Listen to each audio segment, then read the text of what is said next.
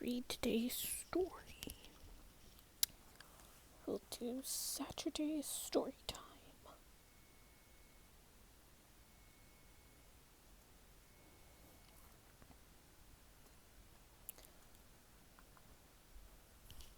So now that we know that Saturday is story time, I'm gonna write that in my calendar and put that in my reminders.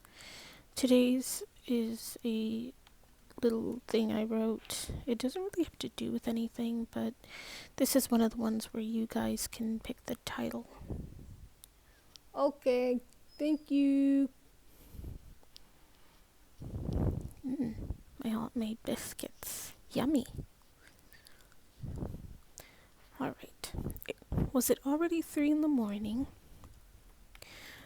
Melanie Carmichael pulled her long, dark hair into a tight bun.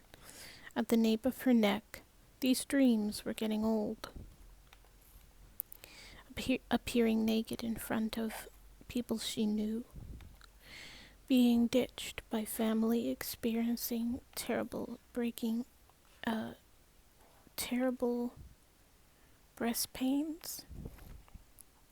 Had she lived another life she didn't know about? The persistent knocking of her older sister came as she rubbed her eyes. Everything had to be on time for Julia now that she was a teenaged mother and all. I'm coming, Julia. The knocking stopped.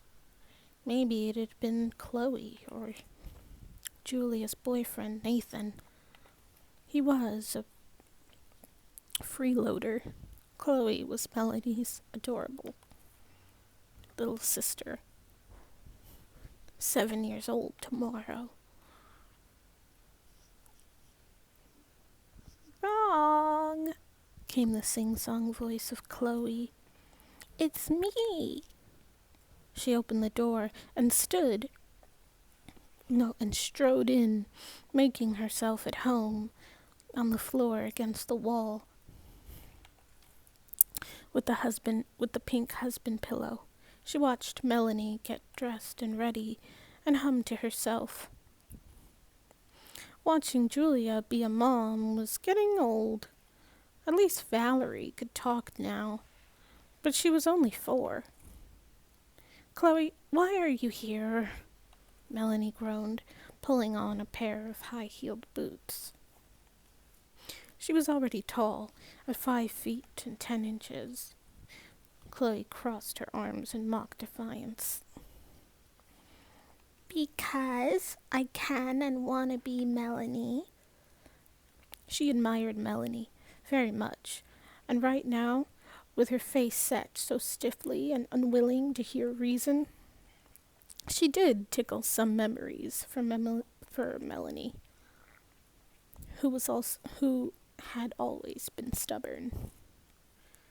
Guys, ready to go? Guys, ready to go? Julia sounded tired and stressed, and right away Nathan's smug, punchable face and no-give attitude popped into Melanie's head. She would run him over one day. She swore it, even as they all left the house, including Sophia. Their second child together, who was only 2 years old and not even in school. And even though Julia was due to go into labor any day now, Nathan was waving his family away from the couch and never looked away from the TV show Hoarders.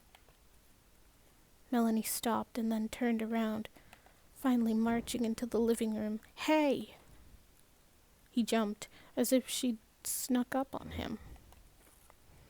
Oh boy, you again, he mumbled.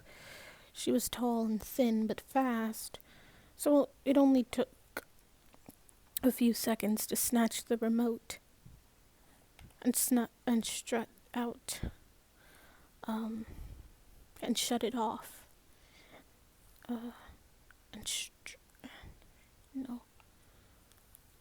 Snatch the remote and strut out with it Yeah, there we go. Strut out with it after shutting off the TV. He didn't deserve it. Should Julia even be driving right now? Come back here, slut, Nathan thundered. The only passion he had was anger. Oh well, sucked to be him. In the van, Julia scowled. Melanie, why? I don't want to fight today. You should kick him out, though. You should kick him out, though, Chloe said, finishing a French toast stick. He does nothing but take up the couch. Even Mom went to rehab. Mom. Melanie laughed, although it was very sad at this point to